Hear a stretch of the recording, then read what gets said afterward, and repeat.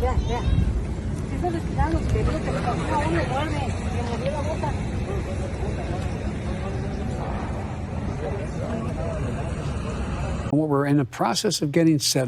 Estamos en el proceso de organizar y no va a tomar mucho tiempo. Debe estar listo para solicitar asilo donde esté. Entonces no deje su pueblo, ciudad o su comunidad. Desde hace 2 años estamos ayudando, incluso financiando a nuestros hermanos centroamericanos. Pero Estados Unidos no está invirtiendo lo suficiente, lo necesario, con medidas coercitivas, cerrando fronteras, militarizando. No, hay que ir a atender las causas.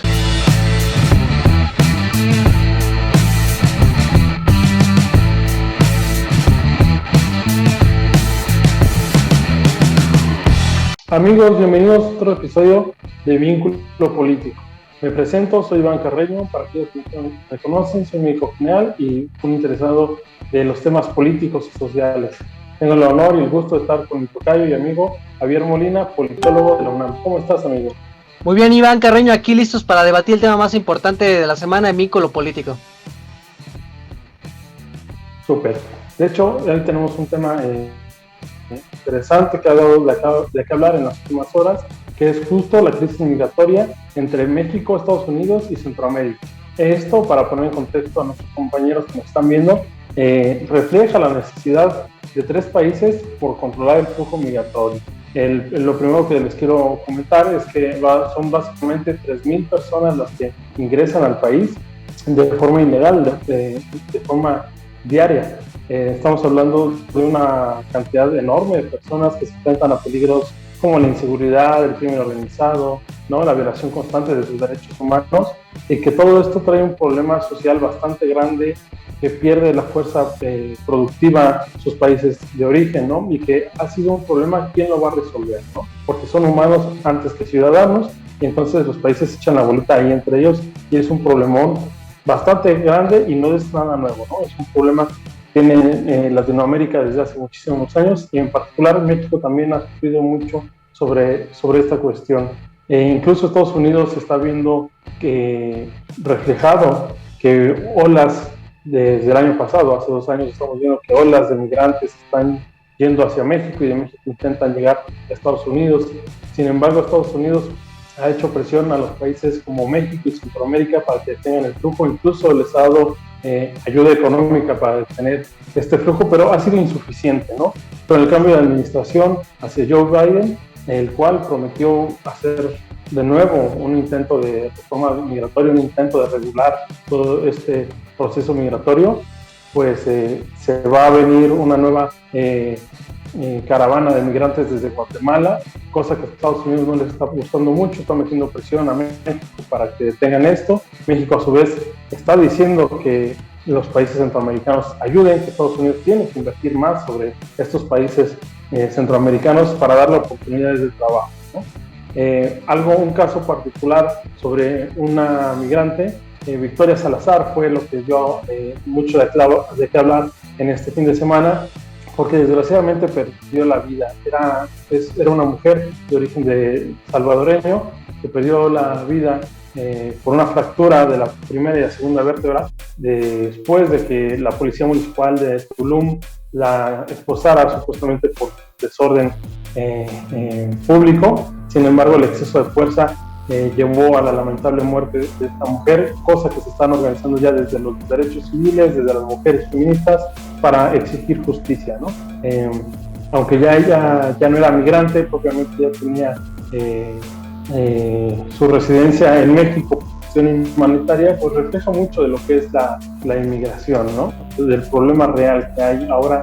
Está el problema de que dejó a 2 mujeres huérfanas, 2 niñas huérfanas, y pues la historia de siempre, donde las familias desgarradas, separadas, van a tener que lidiar poco a poco a los peligros que se enfrentan con el día al día y pues, la necesidad de comer, ¿no? Es un problemón. Bukele, el presidente de El Salvador, dijo que va a apoyar en lo que pueda a la familia, todo lo que sea posible, Andrés Manuel se pronunció a favor de que esto tenía que ser castigado, y de hecho los policías, que hay evidencia gráfica del video, los 4 policías que participan ya fueron cesados de su cargo, ya están siendo procesados e investigados por el presunto delito de feminicidio, y pues vamos a ver en qué concluye, ¿no? Vamos a recordar también que tienen el antecedente que en Cancún, durante alguna marcha feminista, dispararon, ¿no?, también elementos municipales contra la manifestación. Entonces, no es algo realmente nuevo. Estamos hablando de que el sureste también se le está rompiendo la burbuja que tiene o que tenía de seguridad, como también le pasó a la Ciudad de México hace algunos años, ¿no? Y por último, mi tocayo, para no robar todo el micrófono, pues aquí viene la problemática que fue diciendo al principio. ¿Quién se va a hacer cargo? ¿Quién va a cargar con toda la problemática?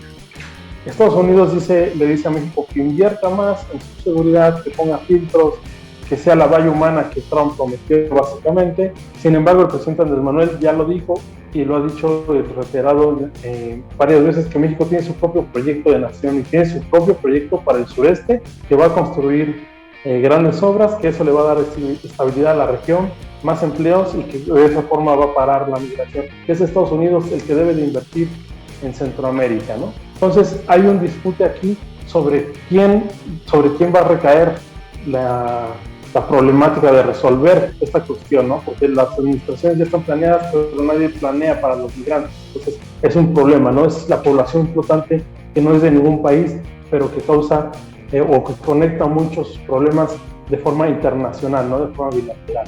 Y tocayo, ¿tú cómo lo piensas? ¿Cómo lo ves?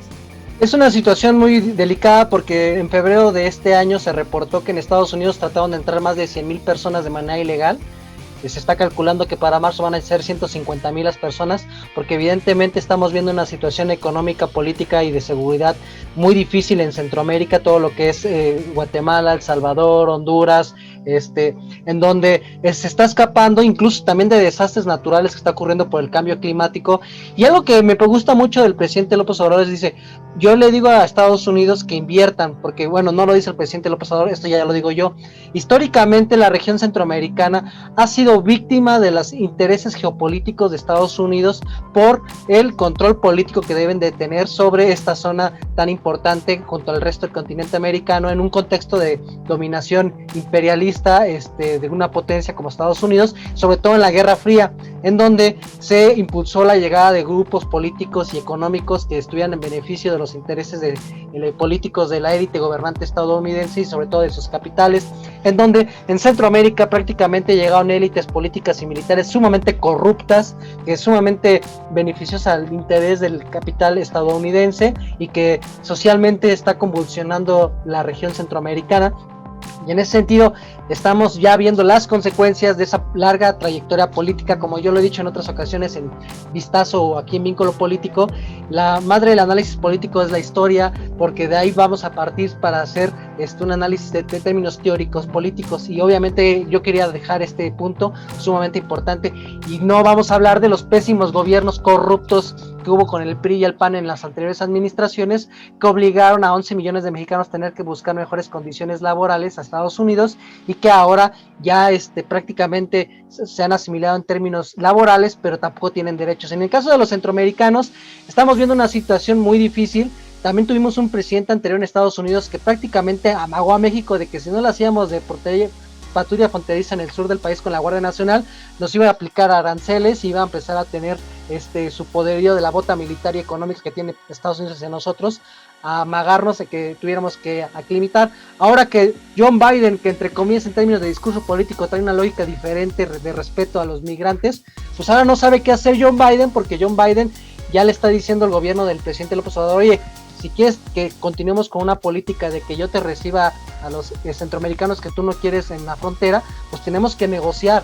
Y dentro de las negociaciones el presidente López Obrador le está diciendo: yo traigo una propuesta desde que empecé mi presidencia de México, de que conjuntamente México, Estados Unidos y Centroamérica desarrollemos un plan tipo Marshall, como lo que pasó con la reconstrucción europea después de la Segunda Guerra Mundial.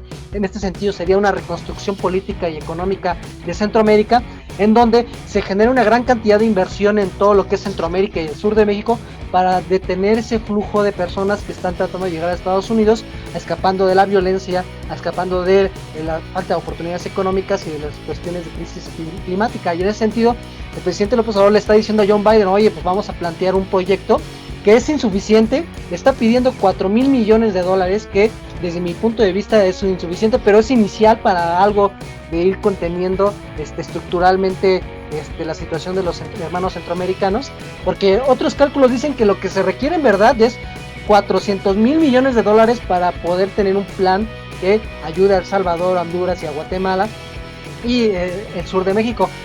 Lo dijiste muy bien, el presidente López Obrador presentó en su proyecto de gobierno en el 2018 un plan de fortalecimiento del sur-sureste de México.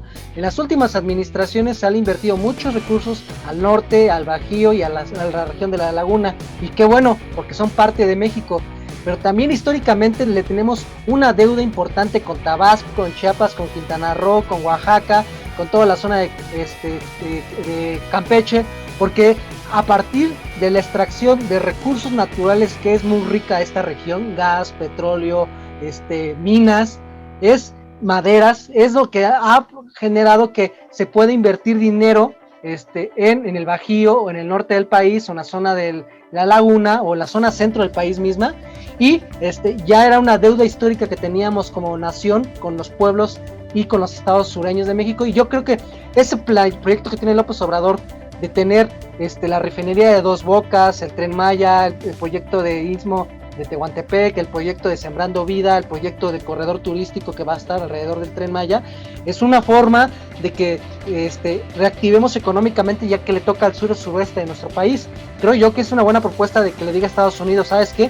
Inviértele dinero a Centroamérica para que se de ahí genere las condiciones económicas para que la gente se quede ahí, y evidentemente tú no tengas esas broncas de flujo migratorio, porque John Biden y los agoreros que tenemos aquí en México que lo aplauden todo, decían que iba a cambiar las cosas y ahora ya quiere negociar con México para que siga teniendo las políticas de Donald Trump de que la gente que captura la pantalla fronteriza nos las manden aquí a México. Entonces yo creo que es una buena iniciativa del presidente López Obrador, ojalá que John Biden le haga caso. Y para concluir, yo quiero decir una cosa. Las condiciones que dejaron las últimas administraciones neoliberales al sur-suroeste son muy parecidas a lo que se está viendo en Guatemala, lo que se está viendo en Honduras, lo que se está viendo en El Salvador. O sea, Honduras y Guatemala en promedio tienen más Producto Interno Bruto que mucha gente en Chiapas. Entonces, es una deuda histórica que tenemos nosotros los mexicanos con Quintana Roo, con Campeche, con Tabasco, con Veracruz, con Oaxaca, con Guerrero, con Morelos. Y también evidentemente dentro de ese rescate que tenemos del sur-suroeste, que tenemos de deuda histórica, pues también hay que hacer un proyecto integral en todo lo que es la franja Estados Unidos, México, Canadá, con nuestros hermanos centroamericanos para ayudarlos, porque esto ya son problemas regionales. Pensar de que los problemas no van a pasar la frontera es hacer análisis baratos e ingenuos. Así es, tocayo. Yo te agradezco como siempre tu participación, les agradezco a todos por vernos. Nos estamos viendo la próxima semana en Vínculo Político. Hasta la otra semana, amigos. Muchas gracias.